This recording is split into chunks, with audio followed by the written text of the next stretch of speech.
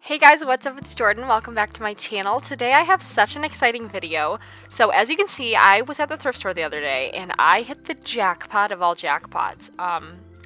For pots. No, literally, I found so many cute vases, and I've been wanting to do a little restoration hardware, like just vintage, antique-y looking, earthy vase. And I wanted to do it myself because I am not paying the premium prices. You know me. I'm cheap. So I've watched a few videos, combined all of like the knowledge that I gathered, and I'm showing you today what worked for me. So before we get started, please subscribe down below. And thanks again for being here. So starting off, I'm just going to take some random sandpaper that I have at home just to get like as much as I can of the shiny layer off. It's really hard to do by hand, but I just wanted to like scratch the surface of all of these things. And so I'm just starting in this first clip showing you all three because it's kind of like the first simple step. So like I said, I sanded it down as much as I could, just roughed it up a little bit. And I did that to every vase, and then we're going to first start off with the big vase.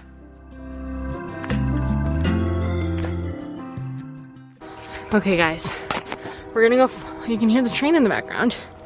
Love that noise for us.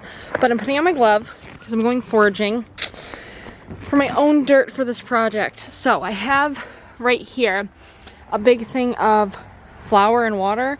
So now I'm going to go out, let's see here. I'm gonna go out to my sandbox, old sandbox that we don't use. And we're gonna find a little bit of dirt. Let's see here. See, so I have a lot in here. It's our little overgrown area, and I'm just gonna kind of dig in. Oh, look at this, is because it's just rained today. This is not, I'm not kidding, this is what I'm doing. Oh no.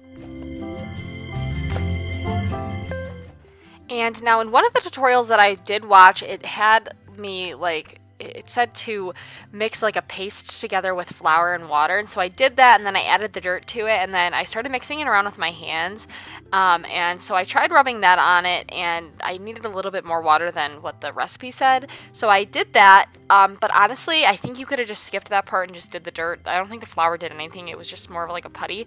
But first off, we're going to take this spackling paste. So you can take any spackling paste that you have. This is just one that we just used in our room recently.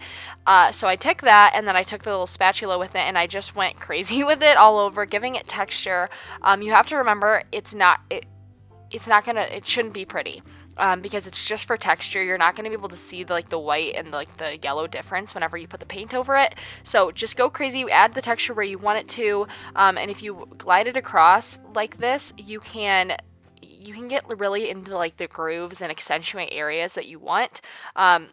You can even like try to reshape something, but I just kind of added it for a little bit more texture, and kind of, instead of adding a bunch of layers of dirt under it, I chose to do this way, and I think that that's the way I would do it from now on.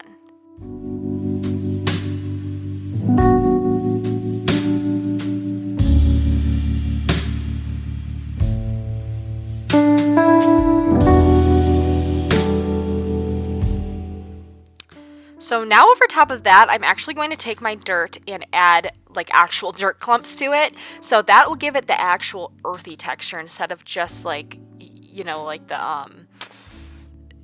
pasty texture, where you can add little textures in, but I feel like it's really easy just to add dirt on top of it, and it gives that clumpy look, and it's really easy. The spackle kind of acts like a glue, so that's kind of how I did it. I pressed it into all the grooves that I wanted, and I highly recommend this method.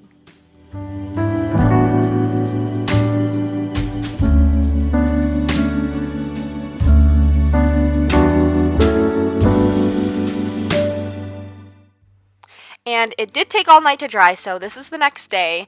I went out there bright and early and went to town on it. So this is how it turned out. I was really skeptical at first, but the dirt is actually really stuck on there really well, and the spackle as well. I'm surprised because of how like shiny the surface was. But now I'm just going to take my spray paint and go have a party with it. So I'm taking off the cap, and I'm using just this Rust-Oleum 2 times, like just the regular flat mat. The key is to use flat That's what I've learned. I've tried this kind of technique before, and I just think flat paint is the way to go for it.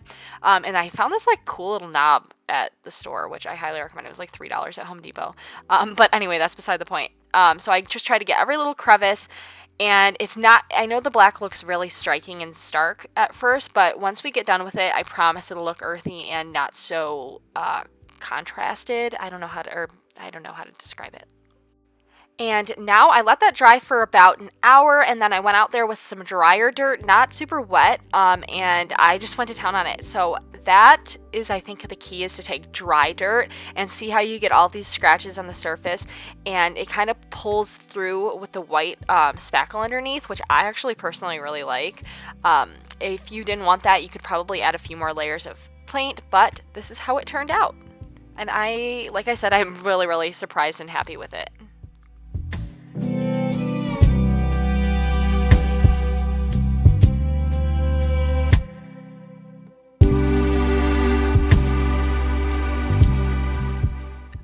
Okay, so next up is my small vase, which actually already has a lot of texture.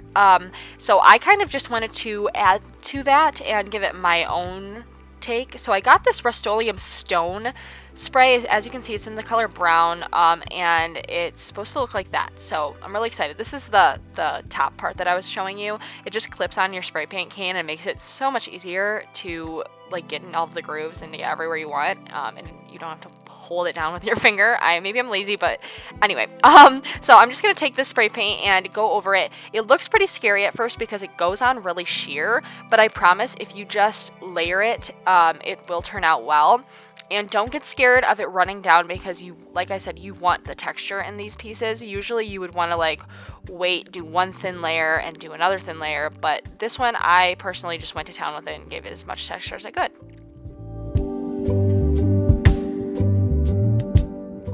Okay, so now I'm going into this other Rust-Oleum spray paint. It's just a multicolored texture, and it is a tan color. It's just a little bit lighter. So this, I just wanted a little bit of dimension as far as colors go, but this is actually pretty much going to get covered anyway. So I'm really just adding these two for a lot of texture in this piece.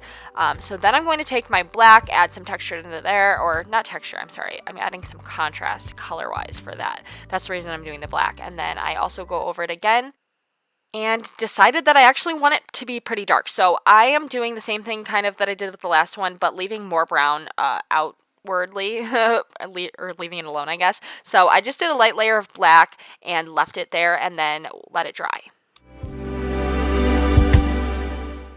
So like I said, between the before of the vase, before we even touched it, it had a lot of texture, but now, especially with all of those texture paints, I'm just going to take a little bit of dirt and rub it on it. I'm not being too specific with this because, like I said, there are a lot of grooves in it, and so just like running it over it once honestly was enough. And I like it because you don't have to be so specific with these kinds of things.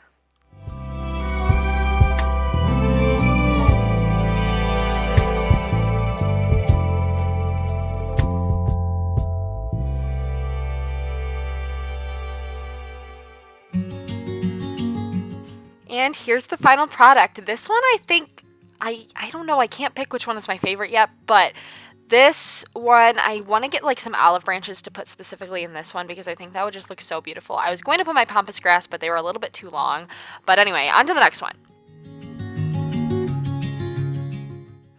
So here we have my dirt pile again with our last vase, and I just kind of picked out the dirt, and I did this, and I don't even recommend it. I kind of just tried to stick the dirt on at some point. After I tried to rub it, it wasn't working, and so then I just ended up taking wet dirt and literally sticking it on to give texture, because this vase I think personally needed a lot more texture than the rest. It was very flat and so I rubbed it all over, got it, tried to put it in the grooves, and I was really nervous about it not sticking. So that, we'll see how that works. And now I'm just taking that same tan textured spray paint and going over it all. As you can see, it doesn't really cover it, but that's okay. This one, if you really wanted full coverage, you would have to probably do a few layers of it, but this one I wasn't really aiming for that anyway.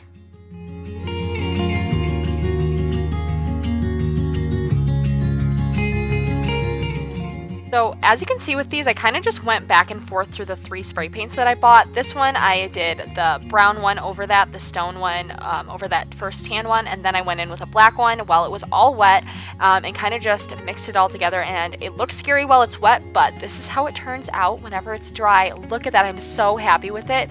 Honestly, it made me really nervous at first because they weren't meshing together, but now I'm just adding some dirt on it to finish it off. And also, I think I'm going to go over each one of these with a clear coat just to seal them in, but for now, they turned out really well, and they're all stuck really nicely. So this is how this one looks, and this one I think I'm also going to put some olive tree branches in. I just think it'll look really nice. So let me know what you think down below, and thank you so much for watching, and don't forget to subscribe. Bye, guys!